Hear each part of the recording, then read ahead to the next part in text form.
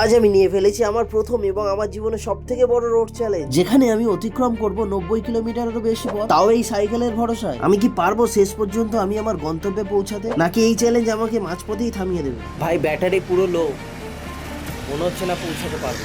তাহলে চলুন শুরু করা যাক আমার জীবনের সব থেকে বড় ঝুঁকিপূর্ণ যাত্রা। ভাই ঘড়ির কাঁটায় পুরো 7টা প্রায় বাজতে যায়, 6টা 8টা নয় 7টাই ধরো। এই বেরিয়ে পড়ছি এখনই, একটু লেট হয়ে গিয়েছে, 4টেই যাওয়ার কথা ছিল।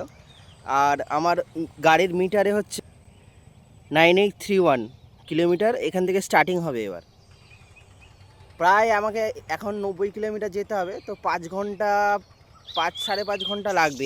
এই সাইকেলের 5.5 ঘন্টা আমাকে যেতে হবে। জানি না যেতে পারবো কি, রাস্তায় কি প্রবলেম হবে না হবে কিছুই জানি না। তো চ্যালেঞ্জ নিয়ে ফেলেছি তো করতেই হবে। পুরো ভিডিওটা দেখো, সাথে দেখো।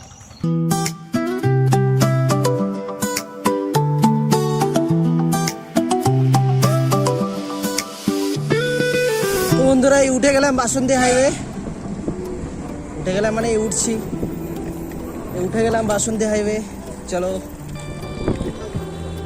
আশা করি এবার 20 কিলোমিটার মতো মোটামুটি ফাঁকাই পাবো। টাইম 8টা প্রায়।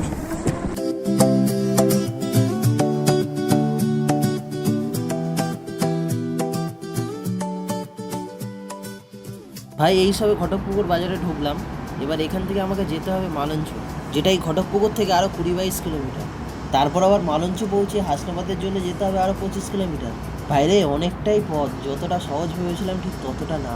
কারণ আমার এই সাইকেলের স্পিড অনুযায়ী আমি ঘন্টায় পৌঁছাচ্ছি 17 থেকে 18 কিলোমিটার। আর আমি যেখানে যাচ্ছি সেটা আমার বাড়ির থেকে 90 কিলোমিটারেরও বেশি পথ। মানে আমাকে এই ঘটকপুকুর থেকে আরও 58 কিলোমিটার যেতে হবে। ভাইরে আজকে কি পৌঁছাতে পারবো? এরপর মালঞ্চ ব্রিজে উঠতেই আমার ব্যাটারি ড্রপ ডাউন হতে শুরু করলো। ভাই গাড়ি একদম টানছে না তো ব্রিজে। ভাই ব্যাটারি কি তাড়াতাড়ি নেমে গেল দেখো। এরা 4 দাগ ছিল, 3 দাগে চলে এসছে। তারপর যেটা হলো সেটা দেখতে পারবে পার্ট 2-এ। সেটার জন্য আমার চ্যানেলটাকে সাবস্ক্রাইব করে রেখো। টাটা।